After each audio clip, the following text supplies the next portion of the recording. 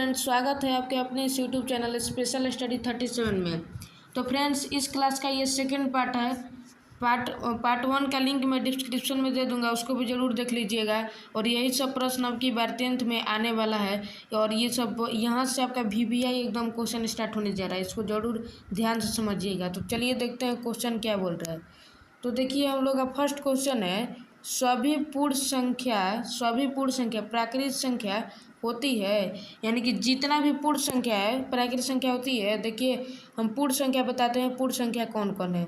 देखिए, पूर्ण संख्या हम यहाँ पर लिखते हैं। ये है पूर्ण संख्या 0 1 डॉट डॉट डॉट इन्फिनिटी। और ये है प्राकृत संख्या। देखिए, ये है प्राकृत संख्या 1 2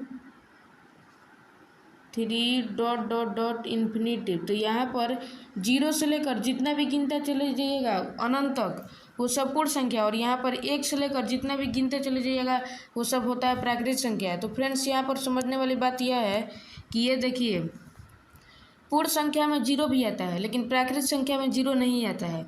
और क्वेश्चन है सभी पूर्ण संख्या प्राकृत संख्या होती है, तो नहीं, इसका आंसर नहीं होगा। क्योंकि 0 एक पूर्ण संख्या है और 0 प्राकृत संख्या नहीं है, 0 केवल पूर्ण संख्या है। अगर ऐसे क्वेश्चन रहता है कि सभी प्राकृत संख्या पूर्ण संख्या होती है तो ये हो सकता था, क्योंकि यहाँ से प्राकृत संख्या स्टार्ट हो जाता है और यहाँ से पूर्ण संख्या स्टार्ट होता है। 0 से लेकर इन्फिनिटी तक पूर्ण संख्या और 1 से लेकर इन्फिनिटी तक प्राकृत संख्या।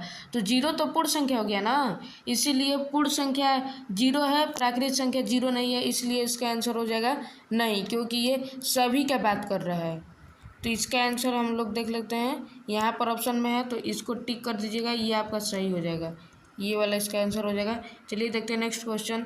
और यहाँ से आपका VBI एकदम क्वेश्चन स्टार्ट हो रहा है। देखिए, सबसे छोटी समअभाज्य संख्या कौन है। समअभाज्य संख्या, अभाज्य संख्या का मतलब आपको पता है किसे कहते हैं।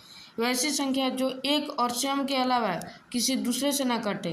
तो 2 है, जो 2 है ये 1 से कट जाएगा, 1 से कट जाएगा और खुद से कट जाएगा, खुद से। तो ये क्या है, अभाज्य संख्या है। और सम संख्या भी 2 ही है, सम संख्या भी 2 ही है। और सबसे छोटी सम अभाज्य संख्या बोला, यानी कि सम भी होना चाहिए और अभाज्य भी होना चाहिए। सबसे छोटी अभाज्य संख्या 2 है और ये सम संख्या भी है, जो 2 है ये सम संख्या भी है। तो ये क्या हो जाएगा, 2 जो है एक सम अभाज्य संख्या है, तो इसका आंसर क्या हो जाएगा 2। तो फ्रेंड्स देख लेते हैं 2 कौन से नंबर पे है। तो 2 देखिए यहाँ पर है, तो इसको आप लोग टिक कर लीजिएगा। चलिए बढ़ते हैं नेक्स्ट क्वेश्चन की ओर। नेक्स्ट क्वेश्चन आपका क्या बोल रहा है, और यहाँ से एकदम VBI इसको बढ़िया समझिएगा। सबसे बड़ी समअभाज्य संख्या कौन है। बहुत ही फैंटास्टिक क्वेश्चन, सबसे बड़ी समअभाज्य संख्या कौन है। तो ये तो गिनती हम लोग नहीं कर सकते हैं ना, ये तो अनंत हो जाएगा। तो इसका आंसर हम लोग देख लेते हैं, अनंत है। तो फ्रेंड्स, ऑप्शन सी में दिया हुआ है अनंत, तो इसको कर लीजिएगा, ये आपका सही हो जाएगा। चलिए फ्रेंड्स बढ़ते हैं नेक्स्ट क्वेश्चन की ओर। आपका नेक्स्ट क्वेश्चन क्या बोल रहा है, और नेक्स्ट क्वेश्चन है -√2 क्या है। बहुत ही इंपॉर्टेंट क्वेश्चन है, इसका आंसर आप लोग कमेंट में बताइएगा और हम भी बता देते हैं। -√2 क्या है, अगर आपका क्वेश्चन पूछता कि √2 क्या है, तो √2 परिमेय भी है, ठीक है। और ये √2 का परिमेय संख्या है, ठीक है। और यहाँ पर क्या पूछा है, यहाँ पर बीच में लगा दिया है माइनस बीच में लगा दिया है यहाँ पर। तो ये आपका काल्पनिक संख्या होगी, ठीक है।